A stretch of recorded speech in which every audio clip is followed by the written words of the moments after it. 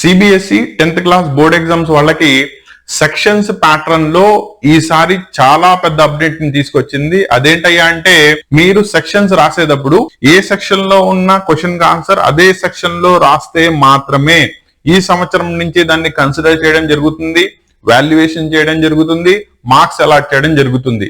అది గనక మీరు వదిలేసి ఇంతకు ముందు రాస్తున్నట్టు ఒక సెక్షన్ లో క్వశ్చన్స్ తీసుకెళ్లి రెండో సెక్షన్స్ లో గనక రాసినట్టయితే అలాట్మెంట్ ఆఫ్ ద మార్క్స్ జరగదు, ఇర్రెలవెంట్ డేటా అని చెప్పి దానికి 0 మార్క్స్ వేస్తారు అని సిబిఎస్ఈ డిక్లేర్ చేసింది. కాబట్టి మై డియర్ స్టూడెంట్స్, మీరు ఎగ్జామ్స్ వస్తున్నాయి కాబట్టి అట్లీస్ట్ 3 నుంచి 4 మోడల్ పేపర్స్ ని ప్రాపర్లీ కంప్లీట్లీ ప్రాక్టీస్ చేసుకోండి. ఇట్ ఈస్ చాలా ఇంపార్టెంట్. అండ్ సెక్షన్స్ రాసేటప్పుడు ఏ సెక్షన్ లో ఉన్న క్వశ్చన్స్ ముందు దాంట్లోనే రాయండి, ఓకేనా? అయిపోయిన తర్వాత లాస్ట్ లో చాయిస్ కి కనుక మీకు టైం మిగిలినట్టయితే ఆ సెక్షన్ మళ్ళీ ఇండికేట్ చేసి ఆ సెక్షన్ లో ఈ క్వశ్చన్ ని రాస్తున్నాం అని చెప్పి మెన్షన్ చేస్తూ కనుక రాసినట్టయితే మాత్రమే మీకు మార్క్స్ అలాట్ చేయడం జరుగుతుంది.